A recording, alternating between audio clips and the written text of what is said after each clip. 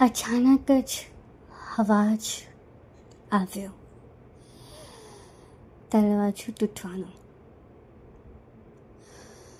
સામે ઊભેલો પુરુષ ફક્ત આંખો ફાડીને જોઈ રહ્યો હતો, કારણ કે એની કલ્પના હવે એની કલ્પના શક્તિની પાર હતી. સામે ઊભેલી નર્મદા ક્રિમિનલ લોયર. ના જાણે કેટલાય કેસ લડ્યા છે એણે, પણ આજે એ અંધારા રૂમમાં લાચાર ઊભી છે. એની આંખમાં ડર અને ગભરામણ બંને એક સાથે હતા.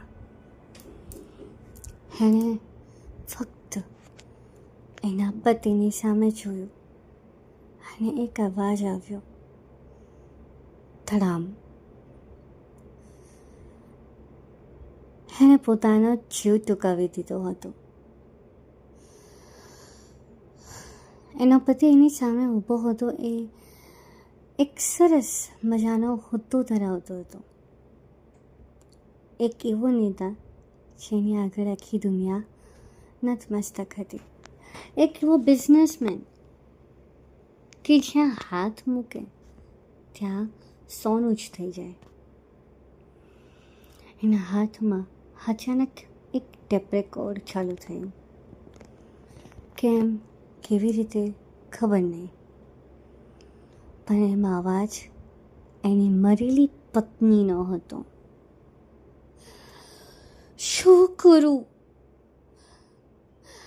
જ્યારે આપણો દીકરો જન્મ્યો ત્યારે મેં 1000 વાર કીધું હતું, આ મુછેર ના થાય સુરેશ, આ મુછેર ના થાય. એની ઉંમર મુજબ એને જ્ઞાન આપવું પડે. પણ કદાચ મમ્મીએ તમને જ જ્ઞાન નથી આપ્યું. એક દીકરી જોડે આટલા હદ સુધી કૃત્ય કર્યા બાદ પૈસા આપીને એ છોકરાને છોડાવી દેવાનું? કેવી રીતે? એ 16 વર્ષનો હતો ને તમે એને બાઈક અપાવી. છોકરી એટલે રમકડું. શું હું પણ તમારા માટે રમકડું હતી? કદાચ હોઈશ. એટલે જ તમારા લાખો કોલ મેસેજીસ જ્યારે ફોરવર્ડ થઈને મારી પાસે આવે અને એમાં ડબલ મિનિંગ મેસેજ હોય, અઢળક સંપર્ક બનાવવાનો, સંબંધ બનાવવાનો મેસેજ હોય, છતાં પણ હું એને ઇગ્નોર કરતી હતી.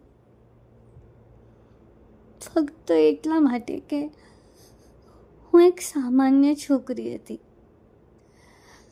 તમારી જોડે લગ્ન કરતા પહેલાં મારા મા બાપ પાસે એવી સ્થિતિ નથી કે તમે આવો ને તમારો સત્કાર કરે.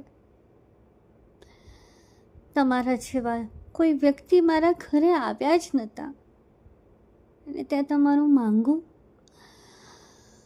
મારા જીવનની સૌથી મોટી ભૂલ. તમે એવા નીકળ્યા અને તમારું બાળક પણ. જે સ્ત્રીને ચિત્રું સમજી બેસે એ બાળકની હું માં ના હોઈ શકું. આવી બા હું ક્યારેય ના હોઈ શકું. હું સમાજથી નથી ડરતી, હું લોકોથી નથી ડરતી. ડર મને મારા બાળકથી લાગે છે.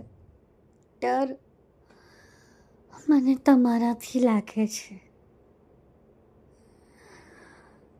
આજે જે હાલત એ છોકરીની થઈ, કાલે એ હાલત તમે મારી કરશો. કેટલું વ્યસન, કેટલી ગંદી આદતો, આ તમારો કેવો રૂવાબ કે જેને કોઈનો જીવ લેતા પલભર માટે, એક ક્ષણ માટે ડર ના લાગે. આ તે તમારી કેટલી નામી વ્યક્તિનું અસ્તિત્વ. પૈસાથી કોઈનો જીવ, કોઈનું અસ્તિત્વ પાછું નથી આવતું. હું થાકી ગઈ. મારા રિઝાઇન આપવાથી કે મારી વકાલત છોડવાથી તમે મારા પર અઢળક આરોપ મૂક્યા. પણ શું તમે એ વસ્તુ સમજી કે તમારો દીકરો ખોટો હતો? તમે કહી દીધું કે હું બહાર રહેતી હતી એટલા માટે મારું બાળક આવું થયું. હું બહાર મોઢું મારવા નથી ગઈ. એ મારું નહીં, આપણું બાળક હતું. મારા છોકરાને તમે બચાવી તો લીધો, પણ એ છોકરીને હું ના બચાવી શકી. હું ના બચાવી શકી. એટલે જ આ મેસેજ રેકોર્ડ કરું છું. જો વંચાય તો ઠીક, જો સંભળાય તો ઠીક, બાકી આ કૃત્યનો અંજામ ફક્ત મારા અંતથી જ થઈ શકે.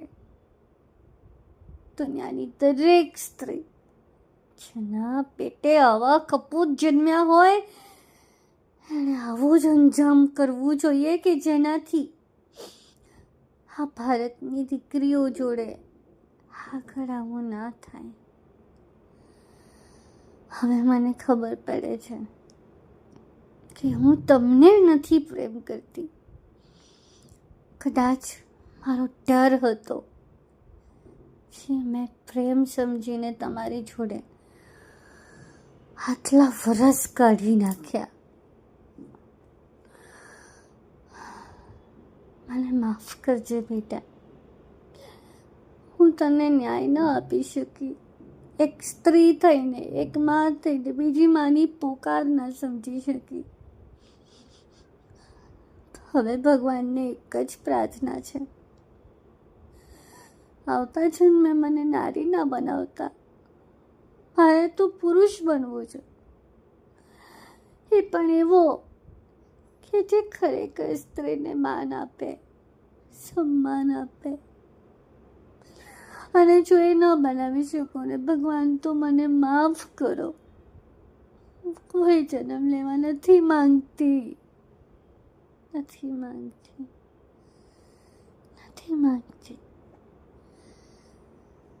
આ ઓડિયો સાંભળીને